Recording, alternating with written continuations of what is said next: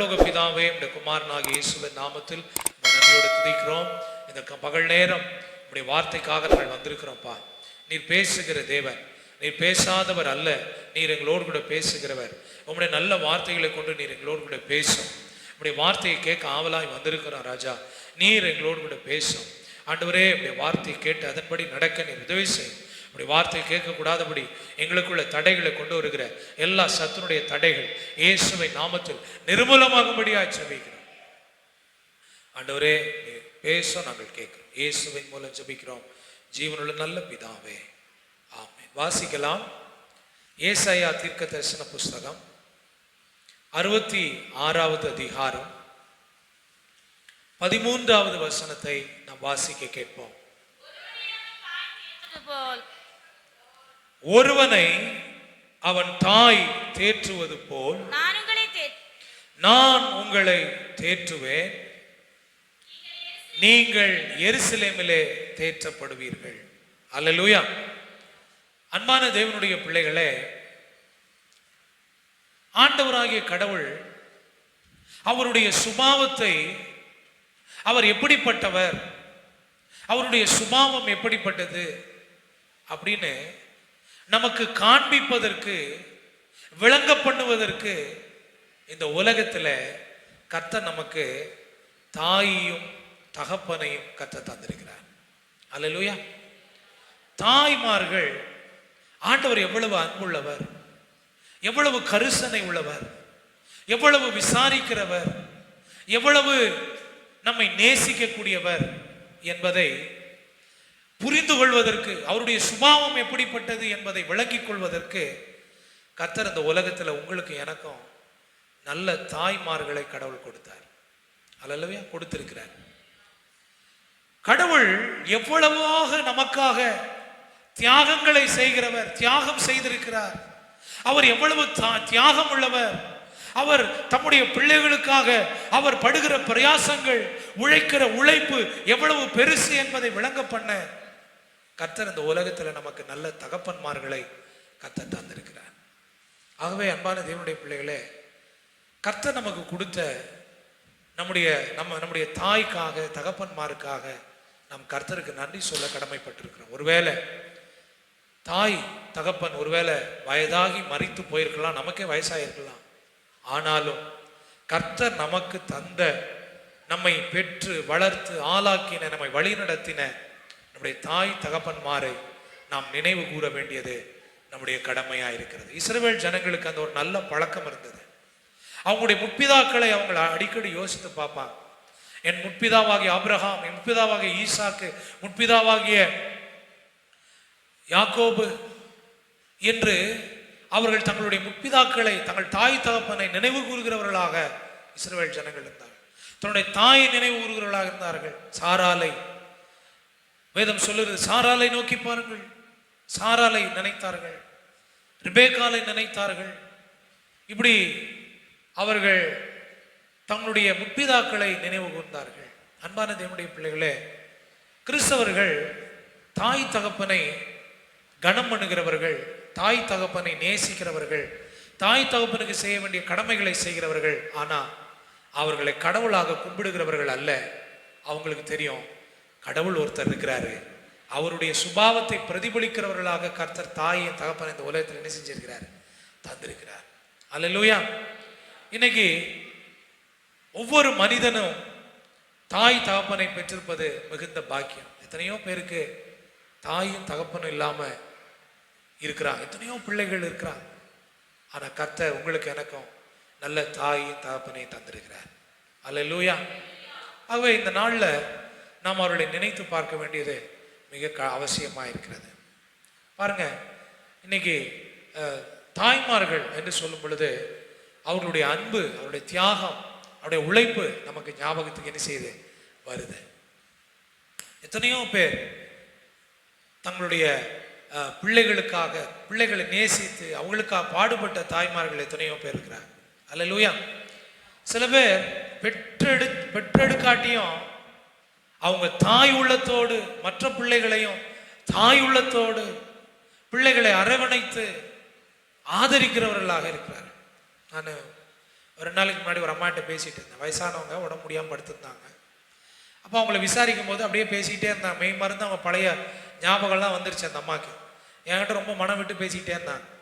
அப்போ அவங்க சொன்னாங்க, நான் அந்த அம்மா இப்போ பேரம்பேத்தி ஏற்றுட்டாங்க. ஆனால் அவங்களுக்கு திருமணமான புதுசில் அவங்க கர்ப்பமாக இருக்கிற நேரத்தில் அவங்களுடைய தாய் தகப்பன் தூரத்தில் இருக்கும்போது அவங்க வீட்டு பக்கத்தில் ஒரு ஒரு ஒரு தம்பதியினர் இருந்தாங்க, ஒரு ஹஸ்பண்ட் அண்ட் ஒய்ஃப். அவங்களுக்கு பிள்ளை இல்லை. ஆனால் அவங்க இந்த தாயார் அவங்க கல்யாணம் ஆன புதுசில் கர்ப்பமாக இருந்த நாட்களில் தன்னுடைய பிள்ளைய போல, பக்கத்து வீட்டு அந்த வீட்டில் இருக்கிற அந்த சகோதரியை தான் பிள்ளைய போல அவங்களுக்கு அந்த கர்ப்ப நேரத்தில் அந்த பிடிச்சதெல்லாம் செஞ்சு கொடுத்து அவங்களுக்கு நல்ல கேர் எடுத்து ஒரு தாயை போல அவங்க கவனிச்சுட்டாங்களாம். பல வருஷத்துக்கு அப்புறம் அந்த அம்மா ஏதோ ஒரு நாங்கள் பேச ஆரம்பிக்கும் போது அவங்க மனம் விட்டு பேசும்போது அவங்கள நினைவு கூர்றாங்க. யாரை? பெற்றெடுக்காத ஆனால் யாரோ ஒரு தாய், அந்த தாய் உள்ளத்தோடு நேசித்து ஆதரித்து அவங்க செஞ்ச கடமையை செஞ்ச அதை நினச்சி இப்போ வயசான காலத்தில் அவங்க அதை என்ன செய்கிறாங்க? நினைவு கூர்றாங்க. அப்போ பெற்றெடுத்த பிள்ளைகளுக்கு தாயாக ஒரு புறம் இருக்கிறவங்க இருக்கிறாங்க. அதே நேரத்தில் தான் பெற்றெடுக்காத பிள்ளைகளை பார்த்து அவர்களை ஆதரித்து அவர்களுக்கு சேவை செய்கிற தாயுள்ளம் கொண்ட தாய்மார்களும் இருக்கத்தான் செய்கிறாங்க. அல்லேலூயா. சில மனைவிமார்கள் அவங்க பாருங்க, தன் கணவனுக்கு மனைவியாகவும் ஒரு புறம் தாயாகவும் இருக்கிறத நம்ம பார்க்குறோம். எத்தனையோ பேர் ஒரு புறம் மனைவியாகவும் ஒரு புறம் தன் கணவனை விசாரிக்கிறதுல, கணவனை கேர் எடுக்கிறதில்ல, தன் கணவனுக்கு செய்ய வேண்டிய கடமைகளை செய்யறதில்ல, ஒரு தாயை போல இருக்கிறார்கள். அவங்களும் தாய் உள்ளவர்கள் தான், தாய் உள்ளம் கொண்டவர்கள். அவர்களும் அந்த தாய்க்கு நிகரானவர்கள் தான்.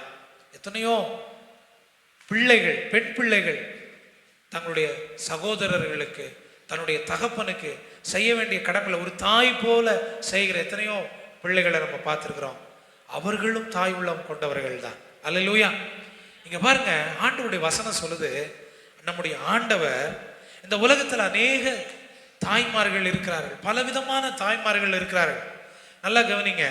ஆனா அவர்கள் எல்லாரை காட்டிலும் நம்முடைய கடவுள் நமக்கு ஒரு நல்ல தாயாக இருக்கிறார். அவர் சொல்றாரு, ஒருவனை அவன் தாய் தேற்றுவது போல ஆண் உன்னை தேற்றுவேன். அல்லேலூயா. பைபிள்ல நம்மளை கவரக்கூடிய நிறைய தாய்மார்கள் பைபிள்ல இருக்கிறாங்க. நான் பைபிளை படிக்கும்போது பைபிள்ல இருக்கக்கூடிய நல்ல தாய்மார்களை பார்க்குறேன். அதே நேரத்தில் பைபிள்ல சில தவறான எடுத்துக்காட்டுள்ள தாய்மார்களும் பைபிள்ல இருக்கிறாங்க. உதாரணத்துக்கு நீங்க 2 தீமோத்தேயு புஸ்தகம் 1ஆம் அதிகாரத்தை நீங்க படிச்சீங்கன்னா அங்க ஒரு எடுத்துக்காட்டுள்ள தாய்மாரை நம்ம பார்க்கிறோம். நீங்க 4ஆம் வசனத்தை படிச்சீங்கன்னா 1ஆம் அதிகாரம் 4ஆம் வசனம், உன்னில் உள்ள மாயமற்ற விசுவாசத்தை நினைவு கூறுகிறதுனால், உன்னில் உள்ள மாயமற்ற விசுவாசத்தை நினைவு கூறுகிறதினால் என் முன்னோர்கள் முதற்கொண்டு சுத்த மனசாட்சியோடு ஆராதித்து வரும் தேவனை நான் ஸ்தோத்தரிக்கிறேன். அந்த விசுவாசம் முந்தி உன் பாட்டியாகிய லோவிசாலுக்குள்ளும் உன் தாயாகிய ஐனிக்கேயாளுக்குள்ளும் நிலைத்திருந்தது. அது உனக்குள்ளும் நிலைத்திருக்கிறது என்று நிச்சயித்திருக்கிறேன். பைபிள்ல சிறந்த தாய்மார்கள்ல இவர்கள் ரொம்ப முக்கியமானவங்க. நல்லா கவனிங்க. பவுல் தீமோத்தேயை பார்த்து சொல்றாரு, உங்ககிட்ட மாயமற்ற விசுவாசம் இருக்கு அப்படின்றாரு. தீமோத்தேயை பார்த்து என்ன சொல்றாரு? உங்ககிட்ட என்ன விசுவாசம்? மாயமற்ற விசுவாசம் உங்ககிட்ட இருக்குன்னு. இந்த விசுவாசம் தீமோத்தேயுக்கு எப்படி வந்துச்சுன்னு பார்த்தீங்கன்னா, அடுத்த வசனத்துல சொல்றாரு, இந்த விசுவாசம் முந்தி யார்கிட்ட இருந்துச்சு? உங்க பாட்டி லோவிசால கிட்ட இருந்துச்சு. அந்த விசுவாசம் பாட்டி கிட்ட இருந்து இப்ப யாருகிட்ட டிரான்ஸ்பர் ஆச்சு? தாயாகிய ஐனிக்கையா தீமோத்தேயுனுடைய அம்மாவுக்குள்ள அந்த விசுவாசம் வந்துடுச்சு. இப்ப அந்த விசுவாசம் அங்கேயோட நிக்கல. அந்த தாயாகிய ஐனேக்கால் கிட்ட இருந்து அந்த மாயமற்ற விசுவாசம் இப்ப யாருகிட்ட வந்திருக்குது? தீமோத்தேயு கிட்ட வந்து. இப்ப கொஞ்சம் யோசிச்சு பாருங்க, எப்படிப்பட்ட தாய்மார்கள் பாருங்க. தேவ பக்தி உள்ள மாயமற்ற ஆண்டவர் மேல விசுவாசம் உள்ள ஒரு தாய் இவங்க தன்னுடைய வாழ்க்கையில் இருக்கிற அந்த மாயமற்ற விசுவாசத்தை தன்னோடையே அதோட அழிஞ்சு போக விடாம தன் மகளுக்கு, அந்த பாட்டியம்மா தன் மகளுக்கு அந்த மாயமற்ற விசுவாசத்தை என்ன பண்றாங்க, சொல்றாங்க. அந்த மாயமற்ற விசுவாசத்தை கற்றுக் கொடுக்குறாங்க. அந்த மாயமற்ற விசுவாசத்துல வளர்க்குறாங்க. அந்த மாயமற்ற விசுவாசத்துக்குள்ள அவங்க தன் மகளுக்கு சொல்லி கொடுக்குறாங்க. அந்த மகள் அவங்க தாயான உடனே தன்னுடைய மகனாகிய தீமோத்தேயுவுக்கு அந்த விசுவாசத்தை கற்றுக் கொடுக்கிறார். என்ன ஒரு அற்புதமான தாய்மார்கள்! அல்லேலூயா! அதனாலதான் பைபிள்ல அற்புதமான தாய்மார்கள்ல இவங்க ஒருத்தர் தான். பாருங்க, இன்னைக்கு நமக்குள்ள இருந்து நம்முடைய பிள்ளைகள் என்ன கற்றுக்கொள்கிறார்கள்? தேவன் மேல் இருக்கிற நம்முடைய பயபக்தியை கற்றுக்கொள்றாங்களா? தேவன் மேல் இருக்கிற நம்முடைய விசுவாசத்தை நம்முடைய அடுத்த சந்ததிக்கு நம்ம கற்றுக் கொடுக்கிறோமா? நம்முடைய ஜெப ஆவியை நம்முடைய சந்ததிக்கு நம்ம கற்றுக் கொடுக்கிறோமா? நம்முடைய விசுவாசத்தை நம்முடைய சந்ததிக்கு கற்றுக் கொடுக்கிறோமா? நாம் கர்த்தருடைய ஆலயத்தை கனமண்ணுகிறத, கர்த்தருடைய ஆலயத்துல கர்த்தரை ஆராதிக்கிற நம்முடைய ஆராதனை முறைமைகளை நம்முடைய சந்ததிக்கு கற்றுக் கொடுக்கிறோமா? அல்லது நம்ம நம்முடைய சந்ததியை எதுவுமே கற்றுக் கொடுக்காம நரகத்துக்கு நடத்திக்கிட்டு இருக்கிறோமா? நீங்களும் நானும் ஒரு நல்ல தாயாக நாம் இருக்கணும். அல்லேலூயா! இந்த தீமோத்தேயுனுடைய தாய் பாட்டி அவனுக்குள்ள அந்த மாயமற்ற விசுவாசத்தை கொடுத்தார்கள். இன்னைக்கு நம்ம பிள்ளைங்கள்லாம் ஜெபம் பண்றதே இல்லை. நம்ம பிள்ளைங்க பைபிள் வேதத்தை படிக்கிறது இல்லை. நம்ம பிள்ளைங்க ஆலயத்தில் வந்தால் பயபக்தியா கர்த்தரை ஆராதிக்கிறது இல்லை. கர்த்தருடைய வார்த்தையை கேட்கறது இல்லை. ஏன் தெரியுமா? அவங்க பெற்றோர், அவங்க தாய், அவங்க தகப்பன் அந்த விசுவாசத்தை அந்த பிள்ளைகளுக்குள்ள என்ன செய்யறது இல்லை, கொண்டு போறது இல்லை. இவங்க அதை தன்னுடைய பிள்ளைகளுக்கு கற்றுக் கொடுக்காதனால அடுத்த தலைமுறை நரகத்துக்கு நேராய் போய் கொண்டிருக்கிறது. தேவனுக்கு விரோதமான காரியங்களை செய்து கொண்டிருக்கிறது. அன்பான தேவனுடைய பிள்ளைகளே, வேதாகமத்துல நல்ல தாய்மார்களும் இருக்கிறாங்க, கெட்ட தாய்மார்களும் இருக்கிறாங்க. அப்போ இத நல்ல தாய்மார்கள்ல இந்த அருமையான குடும்பம் ஒரு நல்ல எடுத்துக்காட்டு. இன்னொரு தாயை நான் உங்களுக்கு காண்பிச்சு கொடுக்க விரும்புகிறேன். நீதிமொழிகள் புஸ்தகம் 31ஆம் அதிகாரத்தினுடைய முதல் 2, 3, 4 வசனங்களை நாம் வாசிக்க கேட்போம். லேமுவேலுக்கு அடுத்த வசனங்கள், ராஜாவாகிய லெமுவேலுக்கு அடுத்த வசனங்கள், அவன் தாய். நல்லா கவனிங்க, இங்க ஒரு அற்புதமான தாயை நம்ம பார்க்கிறோம். அவங்க பையன் லெமுவேல் ஒரு அரசன். நீ ராஜாவே இருக்கட்டும்பா, நீ ராஜாவை லெமுவேலாவே இரு, ஆனா நான் உன்னுடைய தாய் உனக்கு சொல்ல வேண்டியதை நான் சொல்லுவேன். ஒரு நல்ல ஆலோசனை கொடுக்கிற தாய். அல்லேலூயா! விசுவாசத்தை கற்றுக் கொடுத்த தாயை பார்த்தோம். இங்க நல்ல ஆலோசனை கொடுக்கிற தாயை நம்ம இங்க பார்க்கிறோம். இன்னைக்கு நம்ம பிள்ளைகளுக்கு எப்படிப்பட்ட ஆலோசனை கொடுக்கிறோம்? அந்த சொந்தக்காரன் வந்தா பேசாத, அந்த சொந்தக்காரன் வந்தா தண்ணி கொடுக்காத, பெரியவங்களை பார்த்தா மதிக்காத, பொய் சொல்லு. இப்படி கசப்பையும் வெறுப்பையும் இன்னைக்கு தன் சந்ததிக்கு கற்றுக் கொடுக்கிற தாய்மார்கள் நடுவுல இந்த லெமுவேலினுடைய தாய் ஒரு வித்தியாசமான தாய். அவங்க தன் மகன் ராஜாவா உட்கார்ந்திருந்தா கூட அவனை கூப்பிட்டு அவனுக்கு ஆலோசனை கொடுக்கிறாங்க. என்ன ஆலோசனை கொடுத்தாங்க? அவன் தாய் அவனுக்கு போதித்து உபதேசமாவது என் மகனே. அவன் மகனுக்கு அந்த அம்மா, லெமுவேலுடைய அம்மா என்ன பண்றாங்க? அந்த அம்மா கற்றுக் கொடுக்குறாங்க, டீச் பண்றாங்க. நீ யாருன்னா இரு, நீ பெரிய அதிகாரியனா இரு, நீ யாருன்னா இரு. ஆண்டவருடைய வழிய தன்னுடைய மகனுக்கு அவங்க கற்றுக் கொடுக்குறாங்க. அல்லேலூயா! இன்னைக்கு எத்தனை தாய்மார்கள் தங்கள் பிள்ளைகளுக்கு கர்த்தருடைய வழியை கற்றுக் கொடுக்குறோம்? நமக்கு இருக்கிற கசப்பு, நமக்கு இருக்கிற வைராக்கியம், நமக்கு இருக்கிற கோபம், நமக்கு இருக்கிற மூர்க்கம், நம்ம கிட்ட இருக்கிற கெட்ட வார்த்தைகள், நம்ம கிட்ட இருக்கிற அந்த பொல்லாத சுபாவங்கள், இதை தான் நம்முடைய சந்ததிக்கு கற்றுக் கொடுத்து கொண்டிருக்கிறோம். ஆனா இங்க இந்த லெமுவேலினுடைய தாய் அவனை உபதேசம் பண்றாங்க, அவனை கற்றுக் கொடுக்குறாங்க. என்ன கற்றுக் கொடுக்குறாங்க தெரியுமா? என் மகனே, அவங்க சொல்றாங்க, என் மகனே, என் மகனே, என் கர்ப்பத்தின் குமாரனே, என் கர்ப்பத்தின் குமாரனே, என் பொருத்தனைகளின் புத்திரனே, என் பொருத்தனைகளின் புத்திரனே, ஸ்திரீகளுக்குள்ளே ஸ்திரீகளுக்கு உன் பலனையும் ராஜாக்களை கெடுக்கும் காரியங்களுக்கு உன் வழியை கொடாதே. தன் பிள்ளைக்கு அந்த அம்மா கத்துக் கொடுக்குறாங்க, தன் மகனுக்கு லெமுவேல் அவன் பெரிய ராஜா தான், நீ ராஜாவா இரு, ஆனா நான் உனக்கு சொல்றத ஒரு தாயா இருந்து உனக்கு உபதேசிக்கிறத நான் சொல்றேன். அவங்க சொல்றாங்க, உன்னுடைய பலனை, உன்னுடைய உழைப்ப, உன்னுடைய பலனை எங்க வேஸ்ட் பண்ணாத, கெடுக்கும் காரியங்களுக்கு எங்க வேஸ்ட் பண்ணாத, ஸ்திரீகளுக்கு அடுத்த காரியங்கள்ல. ஸ்திரீகளுக்கு நீ ராஜாவை இருந்துக்கிட்டு தேசத்தை கவனிக்காம, நாட்டு மக்களை கவனிக்காம, நீ நாட்டு மக்களுக்கு நல்லது செய்யாம, நீ ஊர்ல இருக்கிற பெண் பிள்ளைகளுக்கு பின்னாடி நீ உன் கடமையை மறந்து, உன் எதிர்காலத்தை மறந்து, நீ பெண் பிள்ளைகளுக்கு பின்னாடி என்ன செய்யாத, நீ ஓடாத, நீ அலையாத, உன் பலத்தை ஸ்திரீகளுக்கு என்ன செய்யாத, கொடுக்காத. என்ன ஒரு நல்ல ஆலோசனை பாரு, என்ன ஒரு நல்ல ஆலோசனை.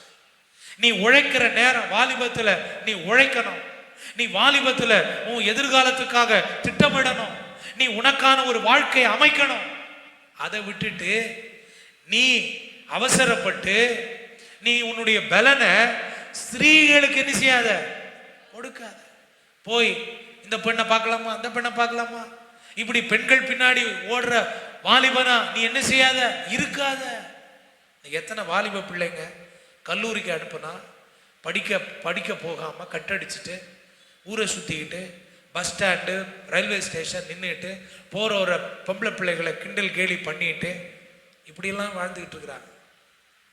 ஆனா இந்த ராஜாவா உட்கார்ந்து இருக்கிறாரு, அவங்க அம்மா எவ்வளவு தைரியமா அவரை கூப்பிட்டு என்ன ஒரு ஆலோசனை கொடுக்குறாங்க பாருங்க. அப்பா, நீ உன் பலத்தை ஸ்திரீனிடத்துல வேஸ்ட் பண்ணாத, நீ பொறுமையாயிரு, உனக்கு ஏற்ற ஒரு மனைவியை கர்த்தர் உனக்கு என்ன செய்வாரு, கொடுப்பாரு, உன் எதிர்கால ஆசீர்வாதமா இருக்கும். ஒரு நல்ல ஆலோசனைய அந்த தாய் தன் மகனுக்கு கொடுக்குறாங்க. அடுத்தது சொல்றாங்க, நீ ராஜாக்களுக்கு கெடுக்கிற காரியத்துல உன் வழிகளை என்ன செய்யாத, கொடாத. நீ ராஜாவா இருக்கிற, உன்னை கெடுக்கக்கூடிய வழியில நீ என்ன பண்ணக்கூடாது, போகக்கூடாது. என் மகன் ராஜா, அவன் ஒரு ஆண்மகன், அவன் எப்படி வேணாலும் இருப்பான், எப்படி வேணாலும் போவான், அவனை யாரும் கேட்க கூடாது. என்னுடைய செல்ல மகன், என்னுடைய கர்ப்பத்தின் பிறப்பு, என்னுடைய செல்ல மகன், ஆசை மகன் அப்படின்னு அவனை கெடுக்காம அந்த தாய் அவங்க மகனை பார்த்து சொல்றாங்க, என் மகனே, என் கர்ப்பத்தின் குமாரனே, என் பொருத்தனைகளின் புத்திரனே. ஆண்டவர்கிட்ட போய் பொருத்தனை பண்ணி பெற்றெடுத்திருக்கிறான். ஆண்டவரே எனக்கு ஒரு மகனை கொடுத்தா அப்படின்னு சொல்லி கேட்டு வாங்கியிருக்கிறான். அதனால சொல்றாங்க அவங்க மகனை பார்த்து, ராஜாக்களை கெடுக்கிற காரியத்துல என்ன செய்யாத, உன் வழிகளை கொடாத. ராஜாக்களை கெடுக்கிற காரியம் என்ன? அடுத்த வசனம், திராட்சரசம் குடிப்பது ராஜாக்களுக்கு தகுதி அல்ல. லேமுவேலே, அது ராஜாக்களுக்கு தகுதி அல்ல. மதுபான பிரபுக்களுக்கு தகுதி அல்ல. மதுபானம் பிரபுக்களுக்கு தகுதி அல்ல. மதுபானம் பண்ணினால் அவர்கள் நியாயப்பிரமாணத்தை கடவுளுடைய வார்த்தையை மறந்து சிறுமைப்படுகிறவருடைய நியாயத்தை புரட்டுவார்கள். போதும். என்ன சொல்றாங்க பாருங்க அந்த அம்மா, ஒண்ணு நீ பெண்கள் பின்னாடி போகாத, உன் பலத்தை கெடுக்காத. ரெண்டாவது, குடிக்கு அடிமையாகாத, போத வசுக்கு அடிமையாகாத என்று தன் மகனுக்கு இந்த தாய் ஒரு நல்ல ஆலோசனை உபதேசத்தை பண்ணுகிற ஒரு தாயாக இவர்கள் இருந்தார்கள். அல்லேலூயா. பைபிள்ல நிறைய தாய்மார்கள் இருக்கிறாங்க. இது சொல்லணும்னா இது தனி பிரசங்கமாயிரு. இதெல்லாம் என்னுடைய பிரசங்கம். நம்முடைய ஆண்டவர் எல்லா தாய்கள், இந்த உலகத்தில் இருக்க தாய்களை காட்டிலும் மேலானவராய் நம்ம விசாரிக்கிறவர் என்பதை மறந்து போகக்கூடாது. பாருங்க, இந்த தாய் தன் மகனுக்கு ஆலோசனை, எத்தனை தாய் நம்ம ஆலோசனை கொடுக்குறோம்? நம்ம பிள்ளைய பார்த்து, அம்மா முதல்ல கடவுளை தேடணும், எப்பா முதல்ல கடவுளை தேடணும், நீ முதல்ல கடவுளை தேடி ஆலயத்துக்கு வா, ஆராதனை மிஸ் பண்ணக்கூடாது. முதலாவது கடவுளை தேடும் பொழுதுதான் கர்த்தர் நமக்கு எல்லா ஆசீர்வாதங்களை தருவார். அப்படி சொல்ற தாய்மார்களா நம்ம இருக்கணும். நாம நம்ம பிள்ளைகளை அது இஷ்டத்துக்கு விட்டுறோம். இல்லை, அப்படிப்பட்ட தாய்மார்கள் அல்ல. இந்த லெமுவேலுடைய தாய் எவ்வளவு ஒரு உன்னதமான தாய் பாருங்க. அல்லேலூயா! எப்படிப்பட்ட ஒரு உன்னதமான தாய் யோசிச்சு பாருங்க. அந்த தாய் தன் மகனுக்கு நல்ல ஒரு ஆலோசனை கொடுக்குறாங்க.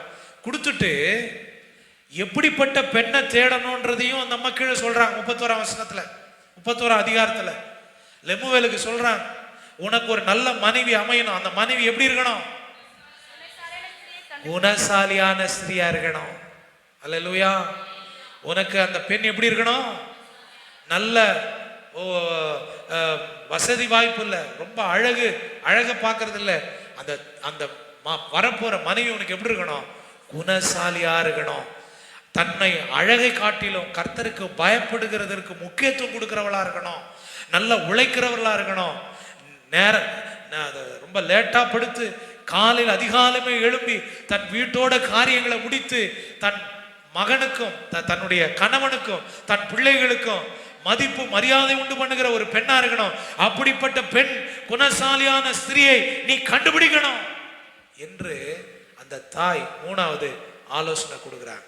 அல்லேலூயா! அப்ப பாருங்க, ஒரு நல்ல தாயினுடைய சுபாவம் என்ன? தன் பிள்ளைக்கு கர்த்தருடைய வழியில நடத்துறதுல தான் அது ஒரு நல்ல அடையாளம். கடவுளுடைய வழியில கடவுளை தேடுமா, அவரை தேடினா மற்றதெல்லாம் கிடைக்கும். முதல்ல நீ கடவுளை தேடு. வசனம் அப்படித்தான் சொல்லுது. மத்தேயு 6:33 சொல்லுது, முதலாவது தேவனுடைய ராஜ்யத்தையும் அவருடைய நீதியை தேடு, அப்ப இவைகளெல்லாம் உனக்கு கூட கொடுக்கப்படும். நீ கர்த்தரை தேடு, நீ ஜெபி, வேதத்தை வாசி, ஞானமா நட, பரிசுத்தமா இரு, இரக்கம் காட்டு, தெய்வ குணாதிசயங்களை வெளிப்படுத்து என்று போதிக்கக்கூடிய ஒரு நல்ல தாயாக இந்த லெமுவேலுடைய தாய் இருந்தார்கள். அல்லேலூயா! அன்பான தேவனுடைய பிள்ளைகளே, இந்த வேதாகமத்தில் நிறைய நல்ல தாய்கள் இருந்திருக்கிறார். நீங்க லூக்கா எழுதின சுவிசேஷம் 1ஆம் அதிகாரம் படிச்சீங்கன்னா அங்க எலிசபெத்தை குறித்து படிக்கிறோம். எலிசபெத் யோவான் சிமியோனுடைய யோவானுடைய தாய், யோவான் ஸ்நானகனுடைய தாய். அங்க லூக்கா 1ஆம் அதிகாரத்துல 57ஆம் வசனத்தை நீங்க படிங்க. எலிசபெத்துக்கு பிரசவ காலம் நிறைவேறின போது அவள் ஒரு புத்திரனை பெற்றால் கர்த்தர் அவளிடத்தில் தம்முடைய இரக்கத்தை விளங்க பண்ணினார் என்று அவளுடைய அயலகத்தாரும் வந்து ஜனங்களை கேள்விப்பட்டு அவளுடனே கூட சந்தோஷப்பட்டார்கள். சரி, 8ஆம் நாளிலே நல்லா கவனிக்கணும். 8ஆம் நாளிலே பிள்ளைக்கு விருத்த சேதனம் பண்ணும்படிக்கு அவர்கள் வந்து அதன் தகப்பனுடைய நாமத்தின்படி அதற்கு சகரியா என்று பெயரிட போனார்கள். நல்ல கவனிங்க. அப்பொழுது அதன் தாய் அப்படி அல்ல, அதற்கு யோவான் என்று பெயரிட வேண்டும் என்றால். நல்ல கவனிங்க. இந்த சம்பவம் நமக்கு நல்லா தெரியும். இங்க சிமியோன், அங்க எலிசபெத் திருமணமாகி ரொம்ப நாளா அவங்களுக்கு என்ன இல்லை, பிள்ளை இல்லை. திடீர்னு ஆண்டவர் அவங்களுக்கு கடாட்சித்து அவங்களுக்கு ஒரு நல்ல பிள்ளையை கொடுக்குறார். பிள்ளையை கொடுத்த உடனே அந்த அம்மா பிள்ளையை பெற்றெடுக்கிறாங்க. எடுத்த உடனே இவங்க அந்த பிள்ளைய 8வது நாள்ல, நல்லா கவனிக்கணும், பிள்ளை பிறந்து 8வது நாள்ல யூத மார்க்கத்தின்படி, யூத வழக்கத்தின்படி 8வது நாள் அந்த பிள்ளைய எங்க கொண்டு வர்றாங்க? தேவனுடைய சன்னிதானத்துக்கு கொண்டு வர்றாங்க. நல்லா கவனிங்க. அந்த தாயும் அந்த தகப்பனும் அந்த பிள்ளைய தேவ சமூகத்துக்கு முதல்ல கொண்டு வர்றாங்க. நல்லா கவனிங்க. ஆண்டவர் கொடுத்த பிள்ளைய தேவ சமூகத்துக்கு கொண்டு வருகிறார்கள். தேவ சமூகத்துக்கு தங்களுடைய பிள்ளையை கொண்டு வராங்க. அப்ப அந்த தாய் பாருங்க, எவ்வளவு ஒரு முன்மாதிரியான தாய். கர்த்தர் எனக்கு இந்த பிள்ளையை கொடுத்திருக்கிறார். கர்த்தர் எனக்கு கொடுத்த அந்த பிள்ளைய, இந்த குழந்தைய ஆசீர்வதிக்கணும், ஆசீர்வாதமா இருக்கணும்னா எனக்கு கர்த்தர் கொடுத்த பிள்ளைய நான் எங்க கொண்டு வரணும்? எங்க கொண்டு வரணும்? தேவ சமூகத்துக்கு கொண்டு வரணும் என்ற அந்த பிள்ளைய தேவ சமூகத்துக்கு கொண்டு வர்றாங்க. அல்லேலூயா. கொண்டு வந்து அந்த பிள்ளைய தேவ சமூகத்தில் அதை செய்ய வேண்டிய காரியங்களை செஞ்சுட்டு இப்ப அந்த பிள்ளைக்கு பேர் வைக்கணும்.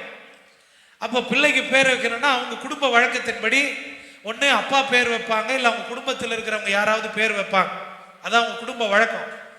இப்போ அவங்க அப்பா பேரையே வச்சிடலாம், ஜூனியர் சிமியோன்னு வச்சிடலான்னு இவங்க எல்லாரும் ஆசைப்பட்டு ஆலயத்துக்கு கூட்டு போறாங்க.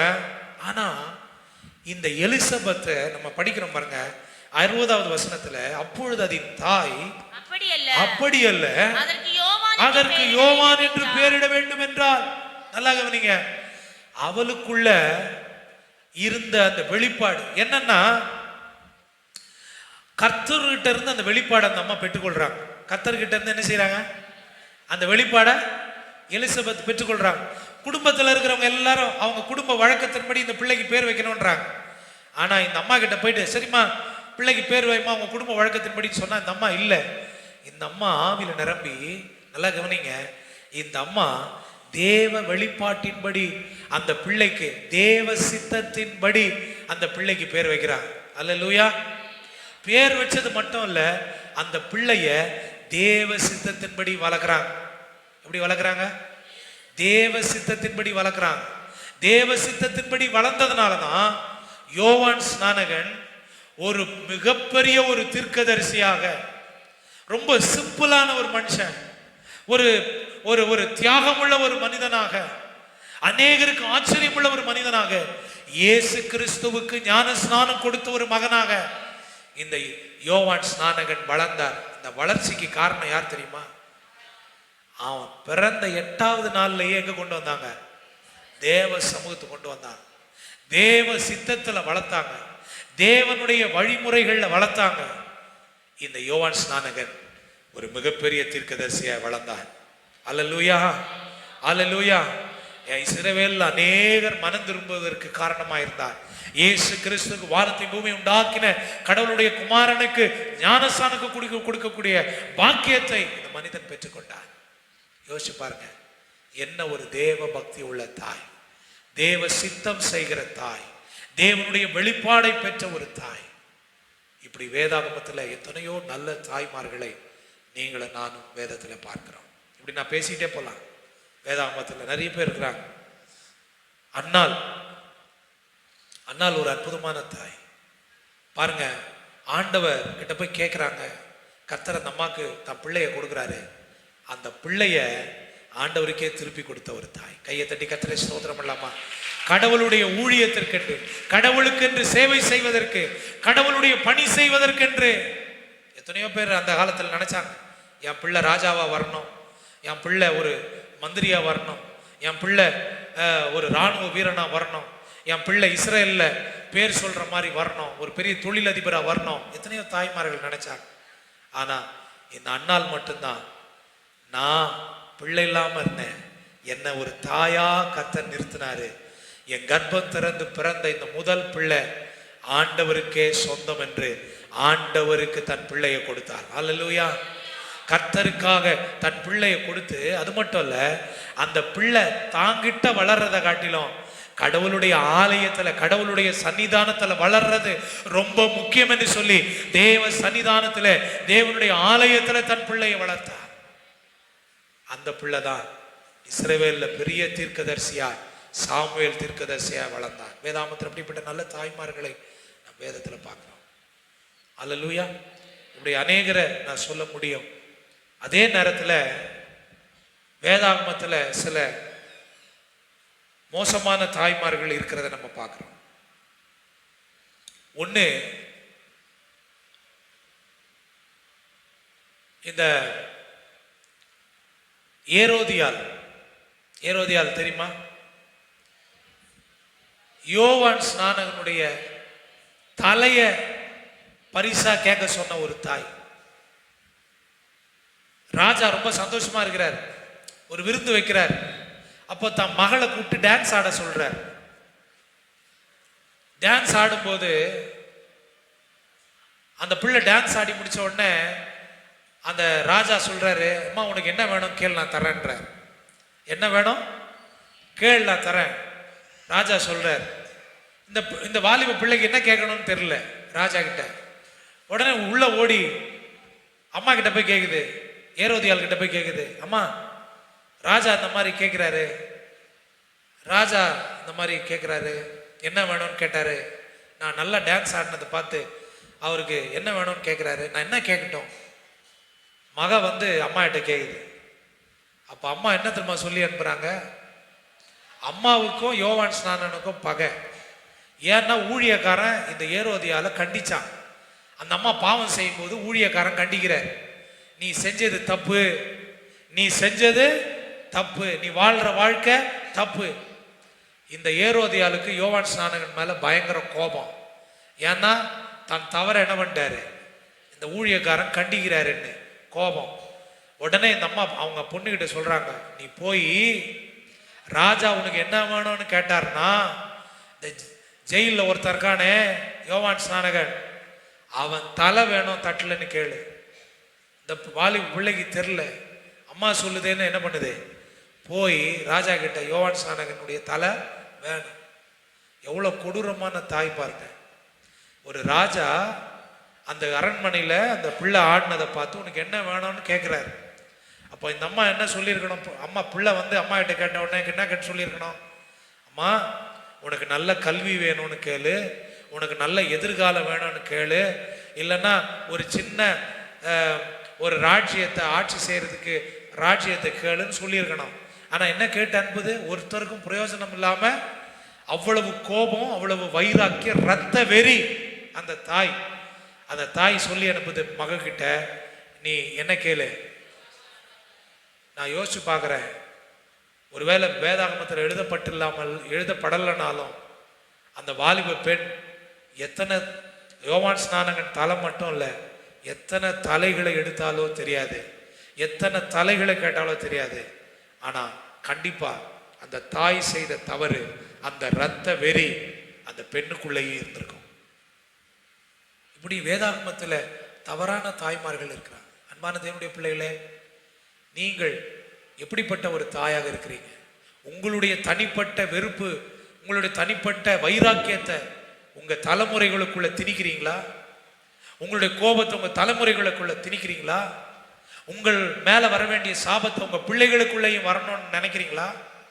இல்ல, அல்லது லெமுவேலின் தாயை போல நல்வழியில என் சந்ததி போகணும்னு நீங்க நினைக்கிறீங்களா?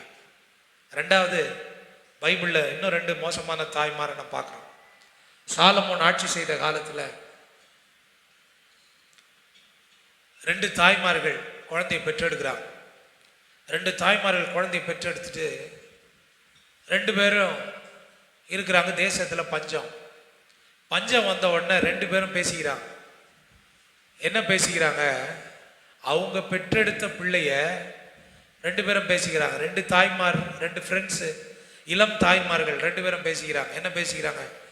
இன்னைக்கு உன் குழந்தைய வெட்டி சாப்பிட்ருவோம், தேசத்துல பஞ்சம், சாப்பிட்றதுக்கு ஒன்றும் இல்லை, இன்னைக்கு உன் குழந்தைய வெட்டி சாப்பிட்ருவோம், நாளைக்கு என்ன பண்ணுவோம், என்ன பண்ணிடுவோம். இன்னொரு நிகழ்வுல பார்த்தீங்கன்னா அதே மாதிரி 2 தாய் படுத்துருக்குறாங்க.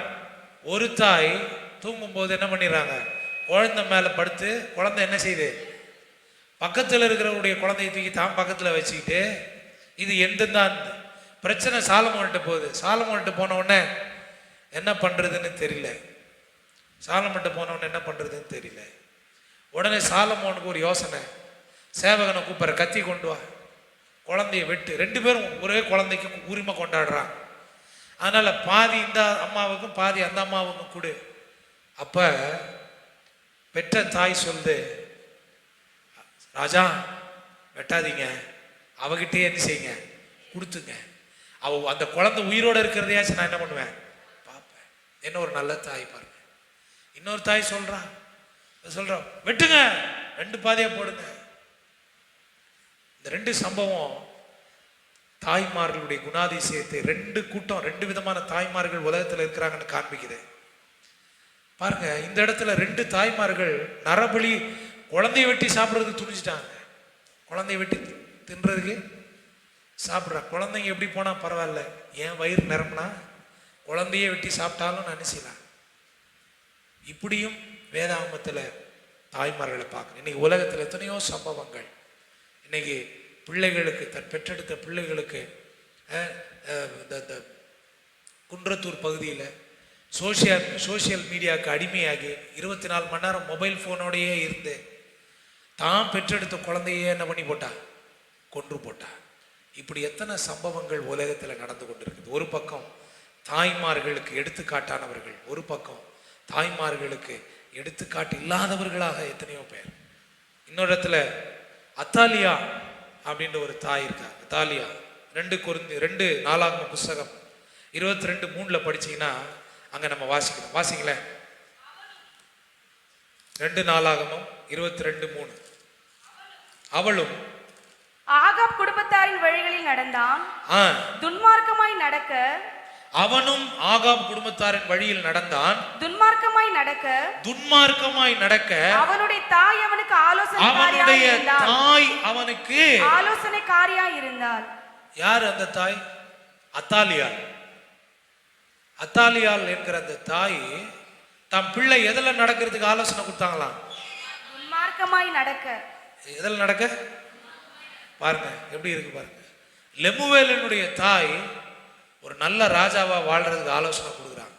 ஆனா இங்க அத்தாலியால் தன்னுடைய மகனுக்கு பைபிள் வசனத்துல எழுதியிருக்கு எதில் நடக்கிறதுங்க? அவனுடைய துன்மார்க்கமாய் நடக்க அவனுடைய தாய் அவனுக்கு ஆலோசனைக்காரியாய் இருந்தார்.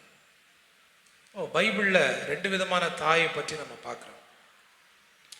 நல்ல தாய்மார்களை கர்த்தர் நமக்கு கொடுத்ததுக்காக நாம் கர்த்தரை ஸ்தோத்திரிக்கணும். அல்லேலூயா. ஒருவேளை நல்ல பெற்றோர், நல்ல தாய்மார்கள் கிடைக்க பெறாமல் இருந்திருந்தா இருக்குமே. ஆனால் இந்த காலை நேரத்தில் நான் உங்களுக்கு ஒன்று சொல்ல விரும்புகிறேன். நம்முடைய ஆண்டவராகிய கடவுள் நம்மை விசாரிக்கிற, நம்மை தேற்றுகிற ஒரு நல்ல தாயாக அவர் இருக்கிறார். அல்லேலூயா, அல்லேலூயா. வேதாகமத்தில் நீங்க இந்த ரெபேக்கா அவங்கள பார்த்தீங்கன்னா அவங்க கிட்ட என்ன பிரச்சனை? அந்த அம்மா ஒரு நல்ல தாய் தான். ஆனா ஒரு தாய்னா அது எத்தனை பிள்ளைகள் இருந்தாலும் அவங்களுக்கு எல்லாமே ஒரே மாதிரி பார்க்கிற ஒரு சுபாவம். ஆனா அந்த ரெபேக்கா கிட்ட பாருங்களேன், அந்த சுபாவம் கிடையாது. அந்த அம்மாவுக்கு யார் மேல ரொம்ப பிரியம்? யார் மேல பிரியம்? யாக்கோபு மேல பிரியம். யாக்கோபு மேலதான் பிரியம். அவன் மேல ரொம்ப கரிசனை. அவன் தன்னுடைய சகோதரன் வீட்டுக்கு அனுப்பி அவன் நல்லா இருக்கணும், அவன் தான் சகோதரனுக்கு ஆசீர்வாதத்தை கொடுக்காம இவனே அபகரிக்கணும். ஒரு தாய் என்ன பண்ணியிருக்கணும்? நீங்க 2 பேருமே என் பிள்ளை தான், நீங்க 2 பேருமே தகப்பனுடைய ஆசீர்வாதத்துக்கு உரிமையானவங்க தான். உங்க அண்ணன் ஆசீர்வாதத்தை வாங்கிக்கிட்டோம், 2வது நீ உன் ஆசீர்வாதத்தை வாங்கிக்க என்று ஒரு தாய் 2 பிள்ளையும் ஒன்று போல என்ன செய்யணும்? பார்க்கணும். ஆனா இந்த ரெபேக்கா பண்ண மிகப்பெரிய தப்பு என்ன தெரியுமா? அவங்க தன் சின்ன பிள்ளை மேல ரொம்ப பாசம். அல்லேலூயா. இதனால என்ன ஆச்சுன்னா, ஒரு பக்கம் ஏசா கொலை வெறியில சுத்திட்டு இருக்கான், ஒரு பக்கம் ஏசா எப்படி சுத்திட்டு இருக்கான்? கொலை வெறியில. அவனுக்கு உடைய ஆசீர்வாதத்தை அவன் இழந்துட்டான். ஒரு மகன் ஆசீர்வாதத்தை இழக்கிறத வேடிக்கை பார்த்துக்கிட்டு இருந்த ஒரு தாய் ரெபேக்கா தன் பிள்ளை கொலகாரனா மாறுறதுக்கான வாய்ப்பை உருவாக்குனது இந்த தாய் ரெபேக்கா. அன்பான தேவனுடைய பிள்ளைகளை, வேதாகமத்தில் நம்மை சரி செய்து கொள்வதற்கு சில வழிமுறைகள் இருக்கு. பாருங்க, ஆரம்பத்தில் தாய்மார்கள்லாம் தங்க பிள்ளை மேல இந்த அன்பு, தியாகம் எல்லாம் இருக்கும். போக போக போக அந்த திருமணம் அவங்க தான் பண்ணி வைப்பாங்க. அப்புறம் பார்த்தீங்கன்னா தான் தாய்மார்களுடைய பிரச்சனை அதிகமாக. ஒரே பிரச்சனை இல்லைங்க, ஒன்று போல நடத்தணும். அல்லேலூயா. தாய் என்கிறவர்கள் கடைசி வரைக்கும் மாறாதவர்கள். ஒரு நல்ல, அப்போ வேதாகமத்தில் சொல்லப்பட்ட ஒரு நல்ல தாயாக எல்லா பிள்ளைகளையும் ஒன்று போல பார்க்கிறவர்களாக, விசாரிக்கிறவர்களாக நாம் இருக்கணும். அல்லேலூயா. ஒரு பிள்ளையை பெருமையா பேசி, ஒரு பிள்ளையை தாழ்த்தி பேசி, ஒரு பிள்ளைக்கு செய்ய வேண்டிய கடமையை செய்யறது, ஒரு பிள்ளைய மற்றவங்க முன்னாடி ஏளனமா பேசுறது, இதெல்லாம் ஒரு நல்ல தாயினுடைய காரியம் அல்ல. பைபிள் அப்படி இல்லை. பாருங்க, பைபிள்ல 2 விதமான தாய் இருக்கிறாங்க. அப்ப நல்ல தாய்மார்களை கர்த்தர் நமக்கு தந்திருக்கிறாக்கா, கர்த்தரை ஸ்தோத்திரிப்போம். ஆண்டவரே நீ தந்தீரே நமக்கு நன்றி. ஒருவேளை அப்படிப்பட்ட ஒரு சூழல் அமையல, பிரச்சனை, போராட்டம், குடும்பத்துல சமாதானம், பிள்ளைக்கும் தாய்க்கும் தகப்பனுக்கும் ஒரு சரியான ஒரு காரியங்கள் இல்லைன்னா தேவ சமூகத்துல உங்களை அர்ப்பணிங்க. நம்முடைய தகப்பன் நல்ல தாயாக இருக்கிறார். அல்லேலூயா. அதைத்தான் ஏசாயா 66:13 வாசிக்கிறோம். ஒருவனை அவன் தாய் தேற்றுவது போல நான் உங்களை தேற்றுவேன். அன்பான தேவனுடைய பிள்ளைகளே, இந்த உலகத்துல ஐயோ எனக்கு என் தாய் இல்லையே, எனக்கு ஒரு தாயை போல என்னை விசாரிக்க, என்னை நேசிக்க, என் மேல் அன்பு செலுத்த எனக்கு ஒருத்தர் இல்லையே என்ற ஒருவேளை நீங்க கலங்கலாம். ஆனா நம்ம ஆராதிக்கிற நம்முடைய கடவுள் அவர் எப்படிப்பட்டவராக இருக்கிறார்? தாயை போல நம்மை தேற்றுகிறவராக இருக்கிறார். அல்லேலூயா. அவர் நம்மை தாயை போல தேற்றுகிற ஒரு நல்ல ஆண்டவராக இருக்கிறார். எப்படி அவர் தாயை போல நம்மை தேற்றார்? இந்த 3 விஷயம் இருக்கு, அதை சொல்லி நான் முடிக்கிறேன். எப்படி அவர் தாயை போல நம்மை தேற்றுகிறார்? 1 11ஆம் வசனத்துல நம்ம படிக்கிறோம், நீங்கள் அவளுடைய ஆறுதல்களின் முலைப்பாலை உண்டு திருப்தியாகி நீங்கள் சுப்பி கொடுத்து அவளுடைய மகிமையின் பிரசன்னத்தினால் மனமகிழ்ச்சியாயிருங்கள். கர்த்தர் சொல்லுகிறது என்னவென்றால், இதோ நான் சமாதானத்தை ஒரு நதியை போலவும் ஜாதிகளின் மகிமை புரண்டோடுகிற ஆற்றை போலவும் அவளிடமாக பாயும்படி செய்கிறேன். அப்பொழுது முலைப்பால் குடிப்பீர்கள். நீங்கள் முலைப்பால் குடிப்பீர்கள். இடுப்பில் வைத்து சுமக்கப்படுவீர்கள். முழங்காலில் வைத்து தாலாட்டப்படுவீர்கள். ஒருவனை அவன் தாய் தேற்றுவது போல நான் உங்களை தேற்றுவேன். அல்லேலூயா. ஆண்டவர் இந்த காலை நேரத்துல, இந்த அன்னைய தினத்துல உங்களை என்னையும் பார்த்து ஆண்டவர் சொல்றாரு, ஒரு தாய் தேற்றுவது போல நான் உங்களை என்ன செய்வேன்? தேற்றுவேன். ஒரு தாய் எப்படி தேற்றுறாங்களா? 3 விஷயம். 1, அந்த குழந்தைய பால் கொடுத்து போஷிக்கிறாங்க. 2வது, அந்த வசனம் சொல்லுது சுமக்கிறாங்க. எங்க வச்சு சுமக்கிறாங்க? இடுப்பில் வைத்து அந்த குழந்தை என்ன பண்றாங்க? சுமக்கிறாங்க. 3வது, தன் முழங்கால வைத்து தாலாட்டுறாங்க. அப்போ ஆண்டவர் இந்த காலை நேரத்துல வந்திருக்கிற உங்களை என்னையும் பார்த்து ஆண்டவர் சொல்றாரு, ஒரு தாய் தேற்றுவது போல நான் உங்களை என்ன செய்வேன்? தேற்றுவேன். ஒரு தாய் எப்படி தேற்றுறாங்க? 3 விஷயம். அந்த குழந்தைக்கு பால் கொடுத்து போஷிக்கிறாங்க. அல்லேலூயா. அந்த குழந்தைக்கு என்ன கொடுத்து போஷிக்கிறாங்க? பால் கொடுத்து போஷிக்கிறாங்க. அது போல ஆண்டவர் நம்மை போஷிக்கிறவராய் இருக்கிறார். அதனாலதான் அவருக்கு பேரு எல் ஷடாய். அல்லேலூயா. ஒரு தாய் தன் பிள்ளைக்கு பால் கொடுத்து போஷிக்கிறது போல நம்முடைய கடவுள் நம்மை போஷிக்கிறதுனாலதான் அவருடைய பேர் எல் ஷடாய். அல்லேலூயா. ஆமென். அந்த ஷடாய் என்கிற வார்த்தையினுடைய அர்த்தம் என்ன? பால் கொடுக்கிற தாய். அப்ப ஆண்டவர் நமக்கு ஒரு தாயை போல நம்மை தேற்றுகிறவராக இருக்கிறார். எப்படி ஒரு தாய் தன் பிள்ளைக்கு பால் கொடுத்து தேற்றுகிறார்கள், அது போல ஆண்டவர் நம்மளை என்ன செய்யறாரா? அந்த 11ஆம் வசனத்துல ஆறுதல்கள், 12ஆம் வசனத்துல சமாதானம், 3வது மகிமை. இந்த 3ஐயும் நமக்கு கொடுத்து நம்மை போஷிக்கிறவராக இருக்கிறார். அல்லேலூயா. அப்ப ஆண்டவர் ஒரு தாய் தேற்றுவது போல நம்மை தேற்றார். எப்படி தேற்றாரு? நம்மை போஷிக்கிறார். எதனால போஷிக்கிறாரு? எதனால ஃபீட் பண்றாரு? ஆண்டவர் சொல்றாரு, என் ஆறுதலை நான் உனக்கு கொடுக்கிறேன். அல்லேலூயா.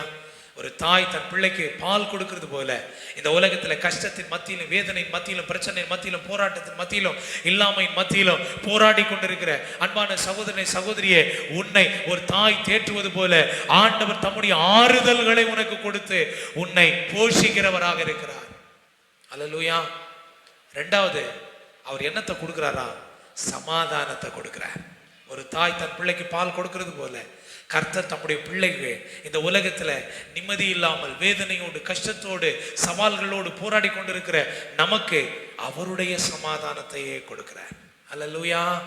அதுதான் யோவான் அழகா சொல்றார், 14:27 சொல்றாரு, என்னுடைய சமாதானத்தையே நான் உங்களுக்கு வைத்து போகிறேன், உலகம் கொடுக்கிற பிரகாரமாக அல்ல, என்னுடைய சமாதானத்தையே உங்களுக்கு கொடுக்கிறேன்.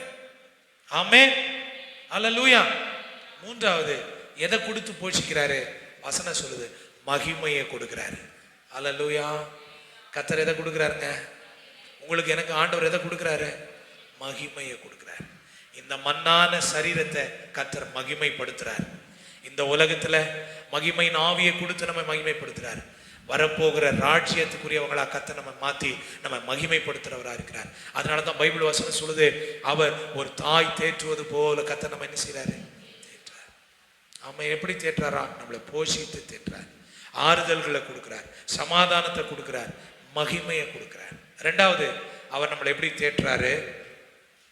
அவர் சொல்றாரு,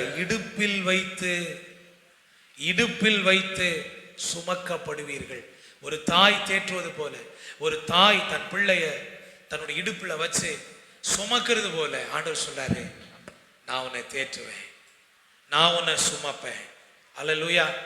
உன்னை நான் சுமப்பேன். எந்த சூழ்நிலையில நான் உன்னை என்ன செய்வேன், சுமப்பேன். ஏசாயா 46:4 சொல்றாரு. வாசிக்கல நான் ஏசாயா 46:4. உங்கள் முதிர் வயது வரைக்கும் நான் அப்படி செய்வேன், நரை வயது மட்டும் நான் அப்படி செய்வேன், செய்து வந்தேன், இனிமேலும் உங்களை ஏந்துவேன், நான் சுமப்பேன், தப்புவிப்பேன். ஆண்டவர் சொல்லாரு, நான் உங்களை இடுப்புல வச்சு சுமப்பேன். ஒரு தாய் தேற்றுவது போல சுமப்பேன். ஒருவேளை இந்த வயசான காலத்துல என்னை நடத்துறதுக்கு யாரும் இல்லை, அல்லது என்ன என் கஷ்டங்கள், என் பிரச்சனைகள், என் போராட்டங்களை ஷேர் பண்றதுக்கு யாரும் இல்லை. ஒருவேளை நீங்க நினைக்கலாம், கடுமையான பாதையின் வழியா நான் வர்றேன், வேதனை நிறைந்த பாதையின் வழியா வர்றேன் நீங்க நினைக்கலாம். ஆனா ஆண்டவர் சொல்றாரு, நான் ஒரு தாய் தன் குழந்தையை இடுப்புல வச்சு சுமக்கிறது போல நான் உங்களை என்ன செய்வேன், முதிர் வயது வரைக்கும், உன் கடைசி உன்னுடைய ஆயுசு வரைக்கும் நான் உன்னை சுமப்பேன். அல்லேலூயா. யார் சுமக்கிறாங்களோ இல்லையோ, நான் உங்களை என்ன செய்வேன், சுமப்பேன். ஆமென். 53வது அதிகாரம் ஏசாயா 53 4ஆம் வசனம், 11ஆம் வசனம், 12ஆம் வசனத்துல அவர் சுமக்கிறவர் என்பதை நிரூபித்து காண்பிச்சிருக்கிறார். வாசிக்கலாம். மெய்யாகவே அவர் நம்முடைய பாடுகளை ஏற்றுக்கொண்டு நம்முடைய துக்கங்களை சுமந்தார். நாமோ அவர் தேவனால் அடிபட்டு பாதிக்கப்பட்டு சிறுமைப்பட்டவர் என்று எண்ணினோம். நம்முடைய மீறுதல்களின் நிமித்தம் அவர் காயப்பட்டு நம்முடைய அக்கிரமங்களின் நிமித்தம் அவர் நொறுக்கப்பட்டார். நமக்கு சமாதானத்தை உண்டு பண்ணும் ஆக்கினை அவர் மேல் வந்தது. அவருடைய தழும்புகளால் குணமாகிறோம். 11ஆம் வசனம், அவர் தமது ஆத்தும வருத்தத்தின் பலனை கண்டு திருப்தி ஆவார். என் தாசனாகிய நீதிபரர் தம்மை பற்றும் அறிவினால் அநேகரை நீதிமான்கள் ஆக்குவார். அவருடைய அக்கிரமங்களை தாமே சுமந்து கொள்வார். அல்லேலூயா. இயேசு நம்மை சுமக்கிறவர். நம்முடைய நரை வயது மட்டும் நம்மை சுமக்கிறவர். ஆண்டவர் சொல்றாரு, நம்முடைய மீறுதல்களை சுமந்தார், நம்முடைய துக்கங்களை சுமந்தார், நம்முடைய அக்கிரமங்களை சுமந்தார். கடைசி வரைக்கும் நம்மை சுமக்கக்கூடியவராக இருக்கிறார். அல்லேலூயா. அப்போ நம்ம ஆண்டவர் நம்மளை பார்த்து சொல்றாரு, ஒரு தாய் தேற்றுவது போல நான் உங்களை என்ன செய்வேன், தேற்றுவேன். எப்படி தேற்றாரு? இடுப்புல வச்சு சுமக்கிறார், நம்மளை சுமந்து நம்மை தேற்றுகிறார். மூன்றாவது, அவர் நம்மளை எப்படி தேற்றாரு? வசனம் சொல்லுது, முழங்காலில் வைத்து தாளாட்டப்படுவீர்கள். அல்லேலூயா. முழங்காலில் வைத்து என்ன செய்யப்படுவீங்க? தாளாட்டுவது என்று சொல்லும்போது அவர் என்ன சொல்றாரு? நம்முடைய நலன், நம்முடைய ஆசீர்வாதம், நம்முடைய நிம்மதி, நம்முடைய வாழ்க்கைக்கான எல்லாவற்றிலையும் அவர் அக்கறை உள்ளவராக. நம்ம ஒரு குழந்தை தூங்குதுன்னு வச்சுங்களேன், கொஞ்சம் யோசிச்சு பாருங்க. தூங்கும்போது அது தன்னைத்தானே மறந்துடுது, எங்க இருக்கிறோம், என்ன பண்றோன்னே தெரியாது. ஆனா அதுக்கு ஒண்ணு தெரியும், நான் இப்ப யார் மேல தூங்கிட்டு இருக்கேன், என்னை யார் தாளாட்டிட்டு இருக்கா? தாய். அது போலதான் ஆண்டவர் சொன்னாரு, நீங்கள் என்ன செய்யப்படுவீர்கள். அதனாலதான் ஆண்டவர் சொன்னாரு, அவர் உங்களை விசாரிக்கிறவரான். அப்படின்னாலே உங்கள் கவலைகள் எல்லாம் அவர் மேல என்ன செஞ்சிருங்க. நீ என் சமூகத்துல நீ அமைதியா, ஆறுதலா, நிம்மதியா, விசுவாசமா நீ இரு. எதை பத்தி நீ கவலைப்பட வேண்டிய அவசியம்? நீ என்னுடைய முழங்கால என்ன செய்யப்படுற, தாளாற்றப்படுற. நீ உன் குடும்பத்தை குறிச்சு, கணவனை குறிச்சு, பிள்ளைகளை குறிச்சு, எதிர்காலத்தை குறிச்சு, என்ன பண்றது ஏதை பண்றதுன்னு கலங்கி குழம்பி வேதனை, துக்கம், தூக்கம் இல்லாம உன் சரீரத்தை வருத்தி கொண்டு இருக்கிற. ஆனா உனக்கு என்ன தேவை தெரியுமா? தாயை போல தேற்றுகிற அந்த தாய்க்கு மேலாய் அன்பு வைத்திருக்கிற ஆண்டவருடைய அவர் தாளாட்டும் போது உன்னுடைய கவலையெல்லாம் அவர் மேல வச்சுட்டு நீ அவரை நம்பி இருப்பதுதான் உனக்கு தேவை. அல்லேலூயா. அப்ப அவர் நம்ம எல்லாவற்றையும் பார்த்து கொள்ளுகிற ஆண்டவராக இருக்கிறார். அதுதான் இங்க சொல்றாரு, முழங்காலில் வைத்து என்ன செய்யப்படுவீர்கள்? சொல்லுங்க, என்ன பண்ணப்படுவீர்கள்? ஆக என் அன்பான தேவனுடைய பிள்ளைகளை, இந்த காலை நேரத்தில் ஆண்டுடைய வசனம் நம்மளை பார்த்து சொல்லுது. இந்த வசனத்தை ஆழமா உங்க மனசுல பதிச்சிங்க. ஒருவனை அவன் தாய் தேற்றுவது போல நான் உங்களை தேற்றுவேன், நீங்கள் எருசலேமிலே தேற்றப்படுவீர்கள். சபையிலே உங்களை தேற்றுகிறவராயிருக்கிறார். வரப்போகிற பரலோக ராஜ்யத்தில் உங்களை தேற்றுகிறவராயிருக்கிறார். கண்களை மூடி முழங்கால் படிடுவோம்.